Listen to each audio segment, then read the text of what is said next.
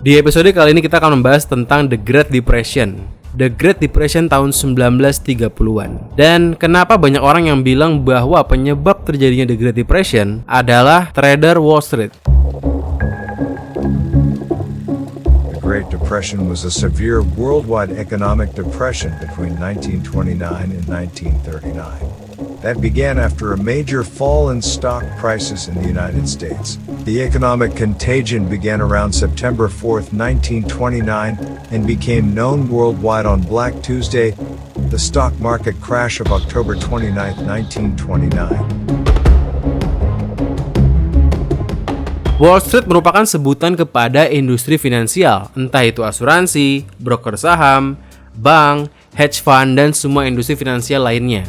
Mereka itu disebutnya Wall Street. Karena di Amerika, semua industri finansial itu lokasinya dipusatkan tepatnya berada di Jalan Wall, di Wall Street. Mulai dari New York Stock Exchange, bank-bank, asuransi, semua yang besar-besar pusatnya di Jalan Wall. Kalau di Indonesia ibaratnya ada Jalan Sudirman. Jalan Wall ini juga menjadi sebutan kepada orang-orang yang bekerja di Jalan Wall. Bahkan sampai orang-orang yang bekerja di industri finansial lain pun sebutannya juga udah jadi Wall Street gitu loh. Dan uang-uang masyarakat Amerika itu diolah di Wall Street. Entah itu uang pensiunan, uang asuransi, uang saham, dan lain-lain. Jadi untuk menahan laju inflasi di Amerika, orang-orang itu setiap bulannya rutin menyisihkan uang kepada Wall Street. Dia nabung di hedge fund buat diolah. Supaya apa? Supaya dapat profit, supaya dapat gains. Ya orang-orang Wall Street ini kalau bilang ya pasti bilangnya kita ini kerja demi kemaslahatan masyarakat. Kita membantu masyarakat supaya uangnya nggak kemakan inflasi. Itu kan yang dia bilang. Padahal sebenarnya sih mereka ya cari keuntungan sebesar-besarnya ya buat mereka sendiri. Setiap krisis,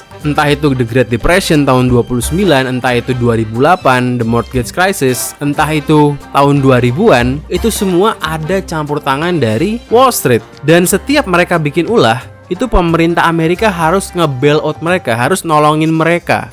As a result, our entire economy is in danger. So I propose that the federal government reduce the risk posed by these troubled assets and supply urgently needed money so banks and other financial institutions can avoid collapse and resume lending. Karena kenapa? Karena kalau mereka nggak ditolong, yang ada nanti ekonomi bakal runtuh karena mereka itu too big to fail. Contoh tahun 2008 pemerintah Amerika nge-bail out Bear Stearns dan juga AIG. Mereka yang ngilangin duit warga, duit nasabah mereka, tapi pemerintah yang harus ganti. Dan pemerintah itu gantinya pakai uang rakyat, pakai uang negara. Jadi lo udah dirampok sama Wall Street, tapi lo dirampok lagi yang kedua kalinya dengan cara pemerintah bayarin Wall Street supaya nggak bangkrut. Jadi lo dirampok dua kali, oleh Wall Street plus oleh pemerintah yang nge-bail out mereka. Wall Street ini merupakan tempat di mana usaha-usaha yang udah terbuka, yang udah TBK, ya mereka bisa dapetin modal dari semua orang. Gua, lo, orang di Zimbabwe, orang dimanapun bisa beli sahamnya perusahaan-perusahaan yang udah melantai di bursa Wall Street. Kita bisa beli Netflix, kita bisa beli BlackRock, kita bisa beli McDonald's, kita bisa beli Tesla, dan lain-lain. Wall Street ini pun sebenarnya udah jalan dari zaman dulu banget. Kenapa ngumpul di Wall Street? Karena Wall Street ini udah melegenda banget, memang tempat pusat jual beli apapun di Amerika sejak zaman dulu. Dulu tempat jual beli budak itu pusatnya pun di Wall Street juga. Jadi nggak aneh kalau zaman sekarang, zaman modern, tempat pusatnya finansial pun ya di Wall Street juga. Di zaman awal-awalnya Wall Street berdiri, orang yang paling beruntung adalah orang yang investasi kepada perusahaan-perusahaan kereta api. Karena di zaman itu, di akhir abad 19 itu, Amerika yang adanya di sebelah timur, seperti New York dan teman-temannya, sedang gencar banget ekspansi ke arah barat. Mereka ekspansi ke Los Angeles, ke California, dan teman-temannya. Mereka ekspansi lewat apa? Zaman dulu nggak ada pesawat. Zaman dulu mereka ekspansi ke daerah barat dengan cara bikin banyak rel kereta api. Itu kenapa orang-orang kayak Andrew Carnegie itu kaya banget zaman dulunya. Karena semua orang butuh besi buat rel kereta api. Mungkin di abad ke-18 itu bisnis kereta api itu setara dengan bisnis internet di tahun 2000-an awal. Atau mungkin dengan bisnis cryptocurrency zaman sekarang. Intinya benar-benar merubah dunia. Nah, untuk ngebangun rel kereta api yang panjangnya itu bener-bener gila-gilaan banget, nggak cukup dengan duit orang-orang kaya doang. Orang kaya juga butuh bantuan modal dari retail-retail kecil-kecil kayak kita. Jadi banyak orang yang taruh duitnya di perusahaan kereta api sampai akhirnya Amerika bisa berdiri. Jadi bisa dibilang tanpa Wall Street, Amerika pun tidak akan bisa maju kayak sekarang. Ya tapi sebenarnya nggak semua orang beli saham di Wall Street itu untung, nggak semuanya. Ya banyak juga yang tukang tipunya. Kerjaan mereka itu ya goreng saham, short selling kayak George Soros di video kemarin kemarin yang pernah kita bahas, dan lain-lain. Pokoknya intinya gimana cara cuan buat mereka dibanding buat ngolah duit orang. Dan kalau ada goreng-gorengan saham, tentu yang rugi siapa? Yang rugi pasti retail. Kalau zaman sekarang orang enak bisa beli saham sendiri.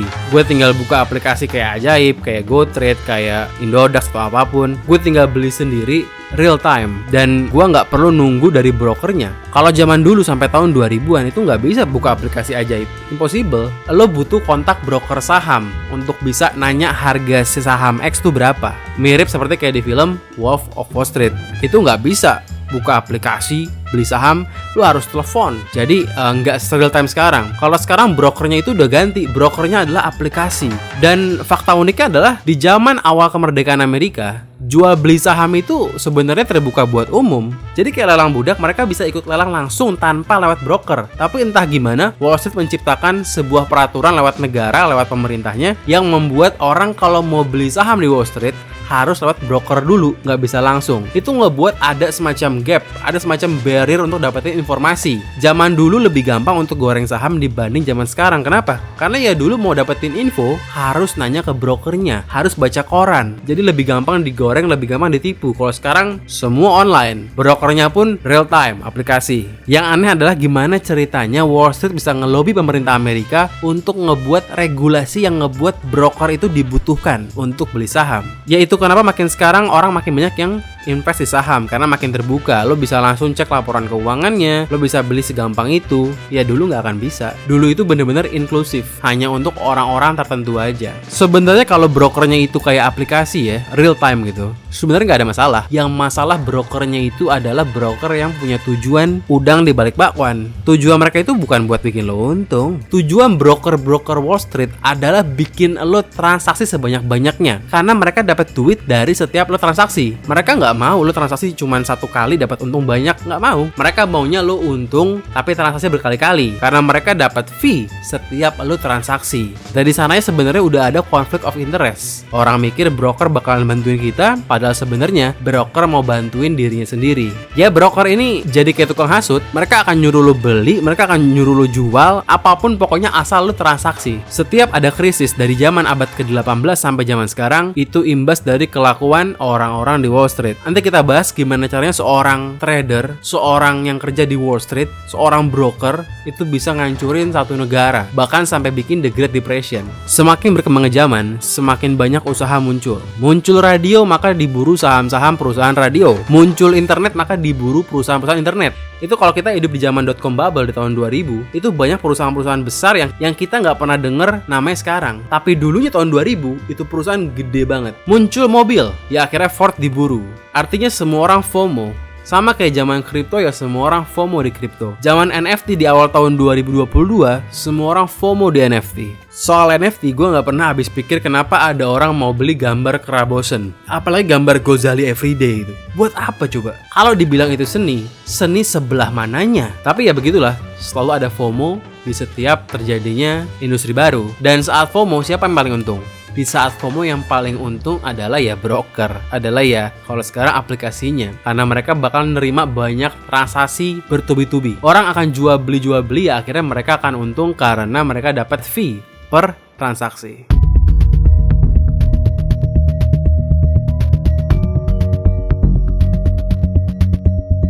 Kita akan bahas sekarang bagaimana The Great Depression tahun 29-30 terjadi. Di next video mungkin kita akan bahas tentang krisis tahun 98, tahun 2008. Di video ini harapannya adalah kita mengerti bagaimana sebuah Wall Street bisa menghancurkan, bisa menggoncangkan ekonomi dunia. Krisis di tahun 1930 itu dimulai bukan di tahun 29, itu udah dipupuk dari tahun 20. Dari tahun 1920, semua stok itu benar-benar boom, semuanya naik. Semua orang mau dia pinter, mau dia enggak, dia pasti bakal cuan. Itu mirip kayak 90-an akhir, kayak tahun 2006-2007, atau kayak tahun ya 2020-an ini. Di tahun 2021, semua kripto naik, semua saham naik, Tesla naik gila-gilaan, semuanya boom. Semua broker di Wall Street membuat orang FOMO dan membuat orang jadi ada ketakutan untuk nggak join beli saham. Mereka bahkan bilang ke orang-orang, lu kalau nggak punya duit, lo beli pakai margin aja, lo beli pakai utang. Kenapa? Karena kalau lo sekarang utang 4.000, lo beli saham, besok jadi 5.000, lo balikin duitnya, ada cuannya. Beli pakai margin pun itu nggak akan rugi, semua bakal naik terus. People speculate by borrowing the money on margin. That is, they put up a very small percentage of their own money to purchase a stock, maybe 10%, maybe 20%, maybe even less than 10%. And credit is so available, and everybody is so super confident, overconfident that these speculations will pay off in the end, that people are taking enormous credit risks in investing in the market. Ya, orang-orang FOMO ini tentu akan nurut sama broker Wall Street. Kenapa? Karena mereka pikir broker Wall Street ini pengen menyelamatkan opportunity mereka. Mereka dipaksa karena Wall Street ini cinta sama mereka supaya mereka nggak kehilangan momen. Padahal yang namanya kalau ada orang nyuruh lo invest pakai margin, pakai hutang, ya itu pasti ada udang di balik bakwan. Kalau bener-bener emang pakai utang itu bagus, kenapa nggak dia aja yang ngutang? Kenapa dia nyuruh lo ngutang? Broker-broker ini pun sebenarnya nggak ngerti apa yang mereka omongin. Mungkin brokernya ada yang berpikir memang margin itu tepat, tapi sebenarnya mereka itu nggak tahu apa yang mereka omongin. Mereka cuman yang penting orang banyak transaksi, mereka dapat cuan, mereka kejar target. Sesimpel itu. Ya, ini sebenarnya kalau di zaman sekarang lebih tepatnya mirip kayak oknum-oknum influencer investasi. Yang mereka itu pokoknya yang penting hype dulu. Yang penting lo daftar pakai link yang dia punya. Mau lo untung, mau lo rugi, dia nggak peduli. Karena sebenarnya mereka pun kagak paham apa yang diomongin. Dari tahun 1920 ke 1927-28 itu saham kurang lebih kalau di zoom out itu naik terus. Ya naik turun itu wajar, tapi kalau di zoom out itu naik terus. Akhirnya tahun 29 tiba-tiba saham turun drastis. Saham turun drastis dan orang jadi khawatir, semuanya was-was. Mau dijual pun sahamnya nggak ada yang mau beli karena semua orang was-was. Akhirnya datanglah seorang juru selamat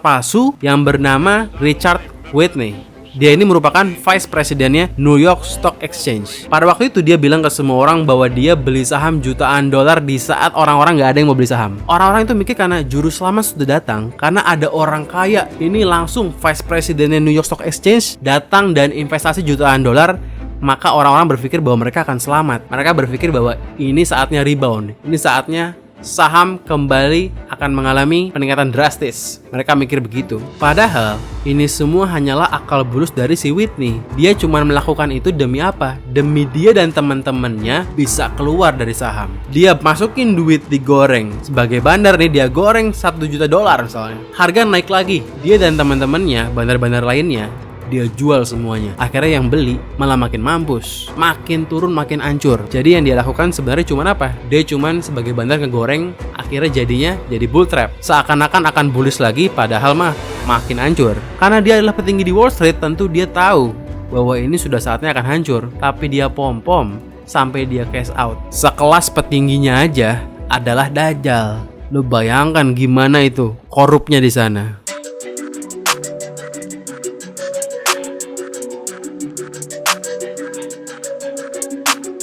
Selain itu juga sebenarnya ada masalah di ekonomi yang membuat terjadinya the Great Depression, yaitu adalah overheating ekonomi. Jadi ekonomi pada tahun itu sudah benar-benar terlalu panas, sudah benar-benar terlalu overconfidence, terlalu overproduction. Kenaikan saham itu bukan karena kenaikan produktivitas. Kenaikan saham yang terjadi di tahun 20-an itu terjadi karena pure spekulasi, pure gambling, pure judi. Karena orang berpikir bahwa harganya akan naik terus, maka orang akan beli terus. Harusnya yang sehat adalah saham naik saat apa? Saat juga ekonomi membaik. Tapi ini enggak. Ini semua pure spekulasi. Ini semua jadi Ponzi scheme. Saat kita beli saham di tahun 20-an, kita udah nggak peduli perusahaan apa. Kita nggak peduli dia bikin cobek, dia bikin pisang, dia bikin piring, dia bikin motor. Gua nggak peduli. Yang penting gua akan invest saham dimanapun. Karena apa? Karena semua saham akan naik. Itu pikiran kita semua. Sama kayak zaman kripto dulu, orang nggak peduli mau shitcoinnya apapun, Dogecoin kek, mau Shiba Inu, apapun lah. Ya orang akan beli pokoknya karena semua akan naik. Dan malah orang akan cenderung lebih beli koin micin. Kenapa? Karena naiknya lebih dahsyat dibandingkan beli Bitcoin atau Ethereum. Teknologinya apa? Persetan, dia nggak akan peduli.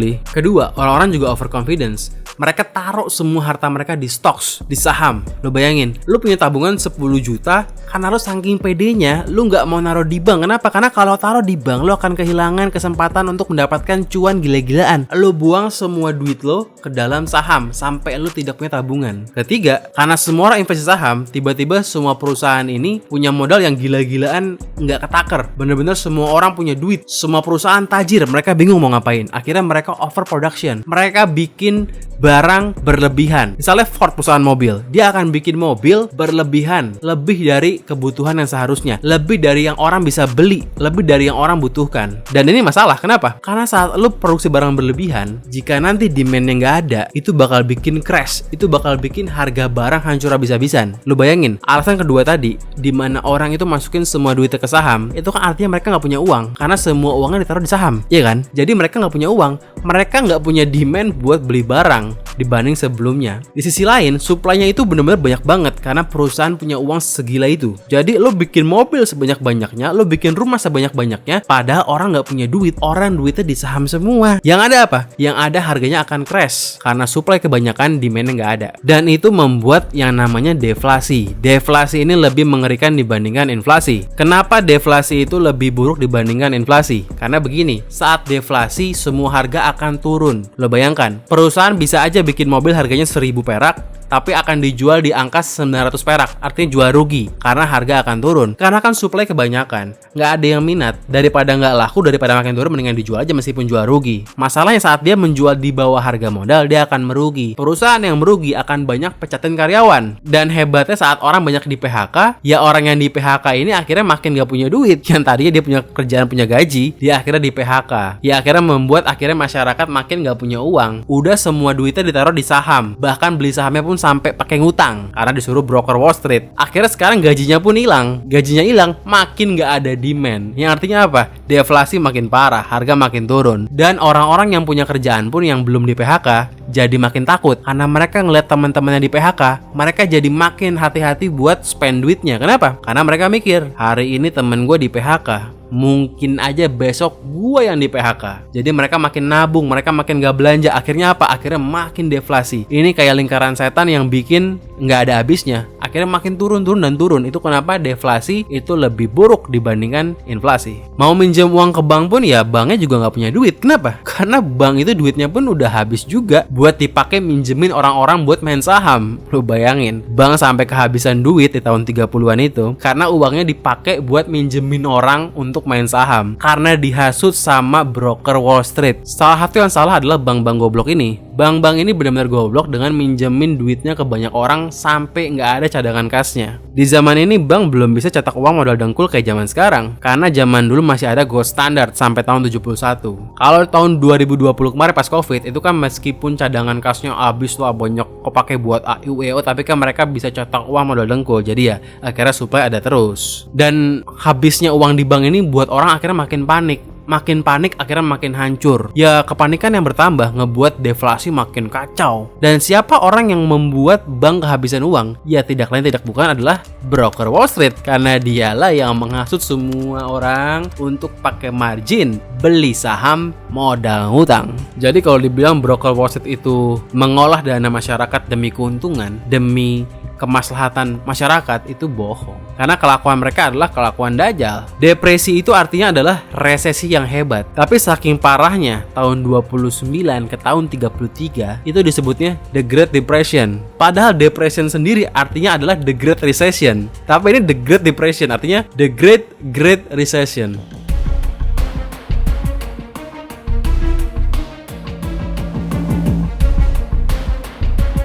Terakhir, gimana ceritanya kejadian di Amerika ini bisa menyebabkan The Great Depression ke seluruh dunia? Padahal kan cuma di Amerika doang, seharusnya. Jadi saat terjadi The Great Depression, di mana semua orang kesulitan secara ekonomi, pemerintah Amerika melakukan kebijakan super blunder. Pemerintah Amerika mengenakan tarif kepada barang-barang impor dengan tujuan agar barang-barang lokal tidak kalah bersaing dengan barang impor.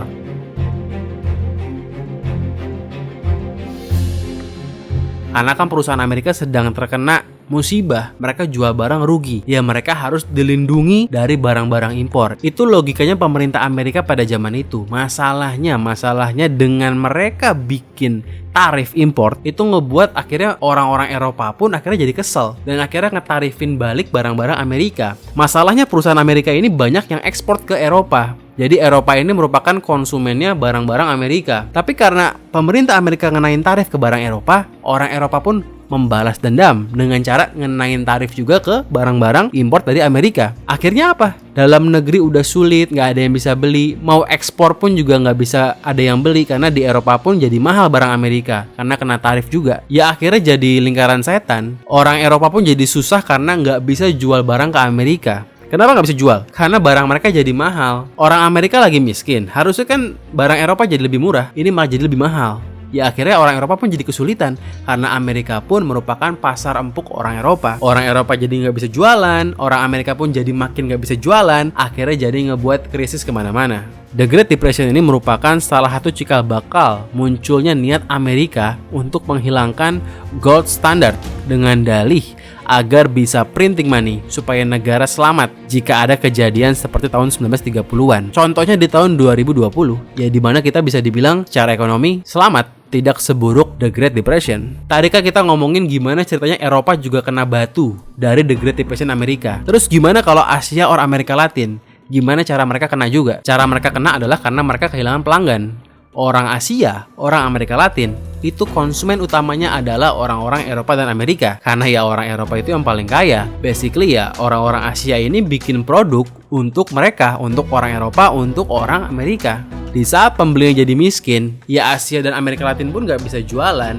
Akhirnya apa? Ya akhirnya mereka kena juga. Mereka mundur juga ekonominya.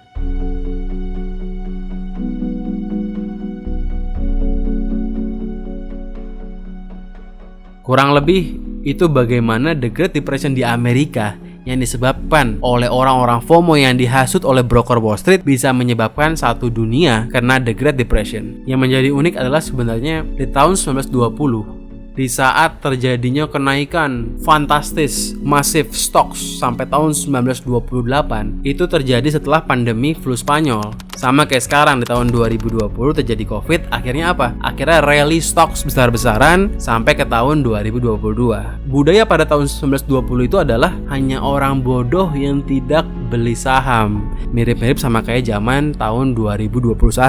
Hanya orang bodoh yang nggak beli kripto. Dan di tahun 20 itu pun suku bunga The Fed juga sangat rendah. Ya persis kayak tahun 21.